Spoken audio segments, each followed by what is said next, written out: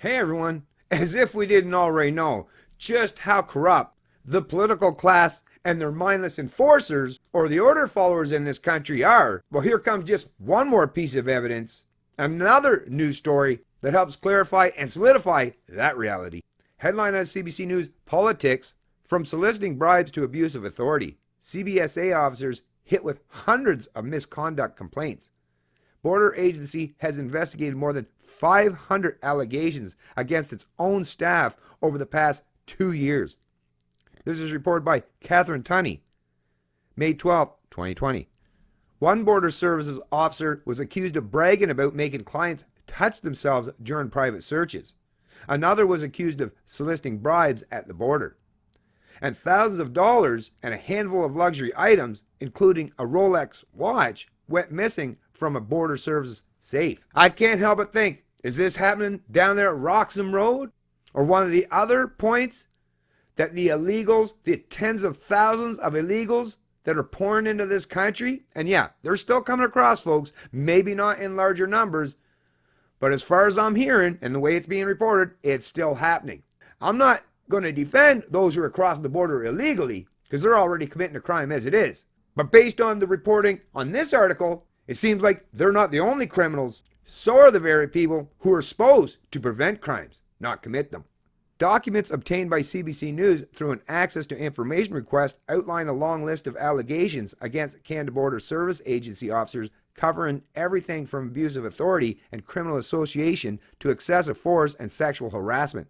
Some of the allegations have been verified, some have not, and some are still under investigation. The Canada Border Services Agency investigated more than 500 allegations against staff members between January 1st, 2018 and early 2020. And think about it, folks. That 500 allegations are just the ones that we know of, are just the ones where people actually had the audacity and the courage to stand up and point out that these activities were taking place. How many more have happened or taken place without our knowledge because many of these people are fearful to speak up? While the documents have been heavily redacted, none of the released files include names or locations. The individual files still paint a troubling picture of discreditable conduct among federal officers who have the power to search travelers, use firearms, and conduct deportations. In one incident later verified by a CBSA probe, an officer boasted in a staff lunchroom about a personal search he had conducted. "I made him grab his balls, then stick his fingers in his mouth to open it," the officer told his colleagues, according to the file. "Half the times people do it, and the other half, they say something, then I don't make them do it." Like I say, bunch of little petty tyrants and thugs down there, right? Really, like these are, like I say, these are people that are vile, disgusting. Well, I mean, look, that's the kind of people that want to go into these positions these days. You don't have the right kind of people go in these positions anymore. And to pretend otherwise, well, it's just wishful thinking on your behalf. The CBSA conducted a full investigation of that case, said CBSA spokesperson Rebecca Purdy. Although the CBSA will not provide comment on the specific details of individual cases, we can tell you that the Border Services officer in question is no longer employed with the CBSA, she said. Yeah, what'd you do? Transfer him over to being an RCMP officer instead? Right?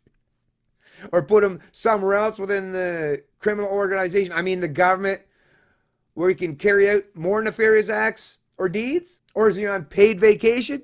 Inquiring minds want to know.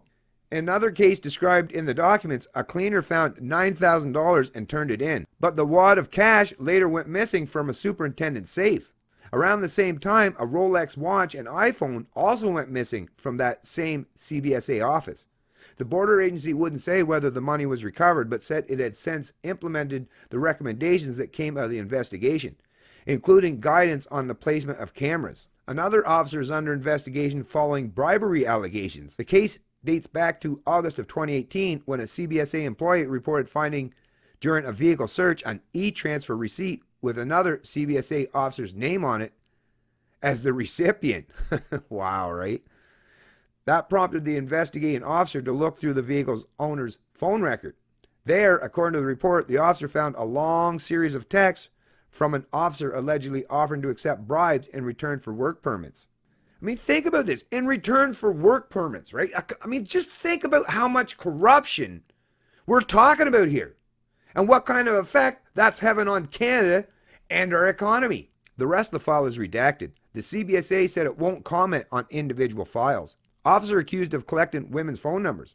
Other cases investigated by the CBSA cite allegations related to sexual harassment, officers demanding preferential status when crossing the border, and the deletion of emails related to access to information requests. Like, holy, wow, what in the hell is going on down there at the border? I mean, yeah, I know, and I realize that they work for a criminal organization, namely government, but you'd think they'd try at least to put on the facade that they're doing the right thing, or actually doing their job, which is to prevent people from crossing the border illegally. But as we know, they're definitely not doing that. Nope, they're taking full opportunity of benefiting themselves from that kind of illegal activity and doing a whole lot more illegal activity on their own. For example, the CBSA launched a formal investigation when an agent was accused of collecting the phone numbers of women traveling from the Philippines to later call them and ask them for dates.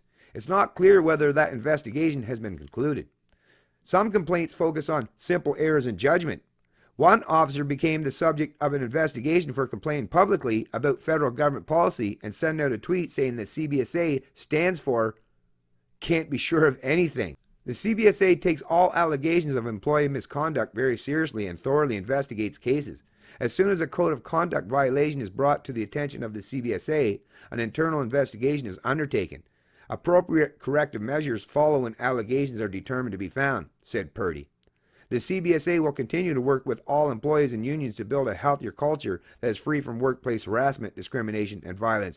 Yeah, we get it. They put up their little PR statement and pretend that, oh no, we're taking care of things. Don't worry, this isn't going to happen. This won't be going on. This won't be something that's going to be anything you need to concern yourself going forward, right? Psh, right. I mean, I don't know who the hell is foolish or naive enough to believe that nonsense, because basically come on, there's just too many examples. This isn't a one-off case or even one or two isolated incidents. This seems to be very much all about the culture of the CBSA. So just because they're putting on a little PR stunt or a little PR campaign to basically tamp down your concerns, your rightful concerns and rightful outrage by this massive amount of criminal activity, CBSA officers who, like I say, are supposed to be defending laws, preventing criminal activity from taking place. It's all just empty rhetoric at the end of the day, folks. The CBSA reported 255 founded misconduct cases for 2018, along with 81 unfounded ones and 10 that were inconclusive. Complete statistics for 2019 aren't available. Of 2018's founded cases, 4 ended in termination or demotion, while 79 led to various levels of suspensions. The head of the union representing border officers said the number of misconduct cases should be weighed against the vast number of interaction border officers typically have with the public every day. Jean-Pierre Fortin, president of the Customs and Immigration Union, said he doesn't think the CBSA has a culture of rule breaking among border officers. I can tell you that the people that I represent are extremely professional, he said. Like in any other organization in law enforcement, sad situations do happen, but it's certainly not the culture in the majority of the people that I do represent. The border agency is the only major federal law enforcement agency without external oversight of employee conduct.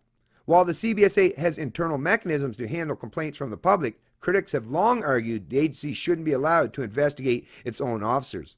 Anyways, folks, I'll place a link to this article in the description below.